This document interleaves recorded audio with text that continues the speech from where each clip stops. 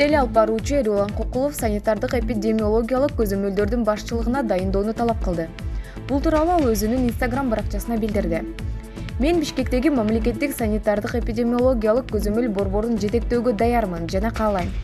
Бул структурада мен үчүн 3 ай жетиштүү болот. Азыр бул бөлүмдү ким жетектейт билбейм, бирок ал иштеген жеринде калып, айлык алсын, деди Эрулан Кокулов.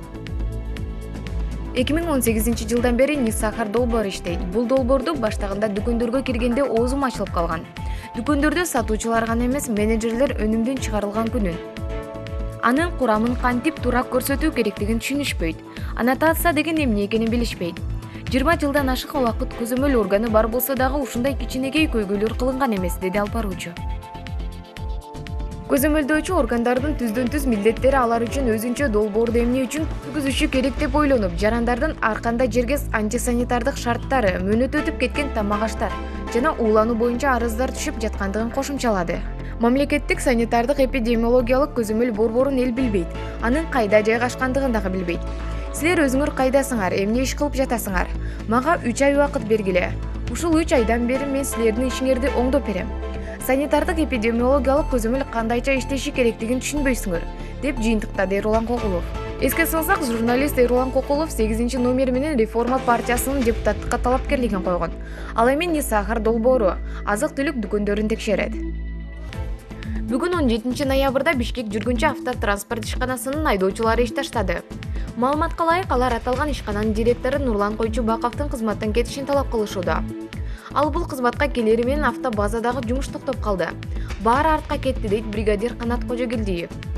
Ошондой эле айлык майналары аябай аз төлөнүп жаткандыгын кошумчалап, автобустарга тетиктер келбей жатканын, бирок документтерге алынып келди деп жазылып жатканын белгиледи.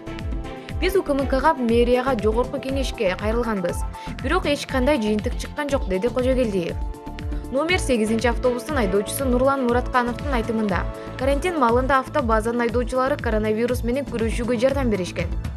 Бизге күйүүчү майда автобаза эмес, өзгөчө кырдаалдар министри куюп берчү. Биздин айдоочулар кызыл зонада иштеген. Бир кесиптешибиз каза болуп калган, деди ал. Айдоочулар автобазанын жетекчилигине иш билге адамдын келишин талап кылышууда. Алар Нурлан Койчубаковдун кызматтан алынбаса, эртең дагы иш ташыптай турганын айтышты. Мы слушали, вы оскорбляли, хватит. Мында укулачы. Мен силерге айтайын, мына чогуу иштедик, канча жыл иштедик. Адвокат болмосузсуң? Мен адвокатка жуктум.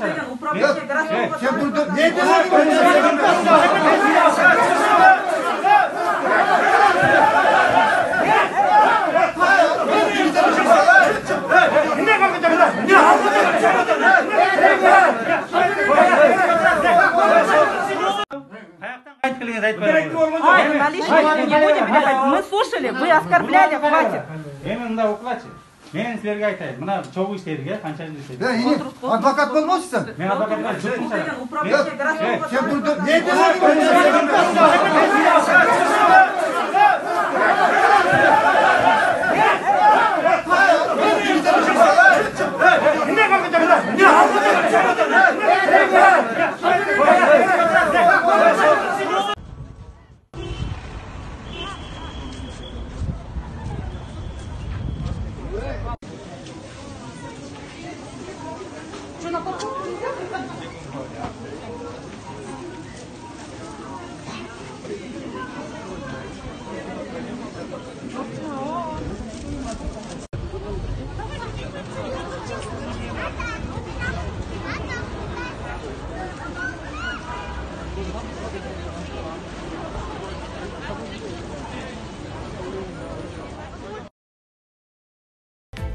Кыргызстандын экс-президенти Сооронбай Жээнбеков кызматтан кеткенден бери биринчи жолу коомчулукка кайрылуу жасады.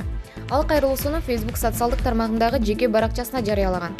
Анда ал кечээ 16 ноябрда туулган күнү менен куттуктагандарга ыраазычылыгын билдирген. Төмөндө экс-президенттин кайрылуусу толугу менен берилген. Урматтуу мекендештерим, сиздердин көпчүлүгүңүздөрдөн кечээ 16 ноябрда менин дарегиме жылуу сөздөр менен бирге куттуктоолор айтылды. Жазылды. Ар бириңизге чын дилимден ыраазычылыгымды билдирем. Мен үчүн айтылган ар бир каалоо тилектериңер кымбат, өзгөчө маанилүү. Мага эмне кааласаңар, сиздерге да ошону каалайм. Ар бир үйдө жакшылыктар көп болсун. Бекем ден соолукта болуңуздар. Кыргызстаныбызды жараткан Кудай колдосун, деп жазган. Экс-президент Сооронбай Жээнбековдун кызматтан кетишине бажыдагы коррупция себеп болду. Бул тууралуу бүгүн 17 ноябрь депутат Кубанычбек Жумалиев Жогорку Кеңештин транспорт, коммуникациялар, архитектура жана курулуш боюнча комитеттин жыйынында билдирди. Анын айтымында ал бажыдагы коррупцияга алы келген жок. Ошондуктан отставкага кетүүгө аргасыз болду. Азыркы жетекчилик буга каршы күрөшө алабы? Силерде бир гана жетекчилик алмашты. Бирок ийгиликке жетүү үчүн бажы органдарынын жер-жердеги бардык жетекчилерин 100% алмашуу керек, деди депутат. Мамлекеттик бажы кызматынын башчысынын орун басары Жаныбек Карашев бажы органдарынын бардык жетекчилери алмашканын, резервдеги кадрлар дагы алынгандыгын айтты. Ош базарындагы өрт боюнча күнөөлүүлөр аныкталды. Сот процесстери жүрүп жатат. Бул тууралуу өзгөчө кырдаалдар министринин орун басары Калыс Ахматов биринчи радионун эфиринде базарлардагы өрт кырсыктары боюнча суроого жооп берип жатып билдирди.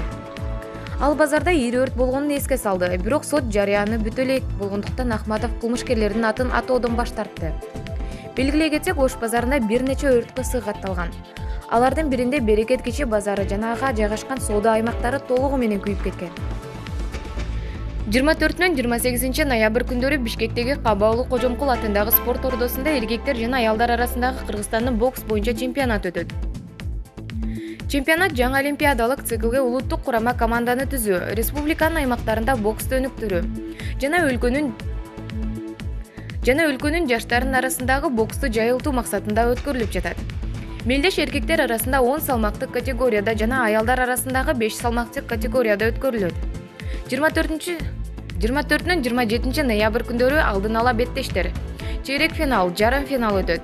Ал эми 28 ноябрь күнү финалдык оюндар болот деп айтылат маалыматта. Чемпиондук уюштуруучулары Жаштар иштери, дене тарбия жана спорт боюнча мамлекеттик агенттигинин алдындагы спорттун улуттук түрлөрү боюнча дирекциясы жана Кыргыз Республикасынын бокс федерациясы. Чүйдө тургун жолдон өтүп бара жаткан адамды акча бербей койгондугу үчүн бычактап өлтүрдү. Бул тууралуу Чүй облустук милициясынан кабарлашты. Маалыматка ылайык, окуя Москва районунун Беловодск айылында 13 ноябрда болгон. Анда дүкөндүн жанында турган мас абалындагы 38 жаштагы адам жолдон өтүп бара жаткан кишиден акча сураган. Ал акча бербестигин айтканда бычак менен сайып окуя болгон жерден качып кеткен. Жаракат алган адам оор абалда ооруканага түшүп, 3 күндөн кийин каза болгон. Шектүү кармалып, убактылуу кармоочу жайга киргизилген. Учурда кылмыш иши козголуп, сотко чейин көндүрүлүп башталды. Бул жайында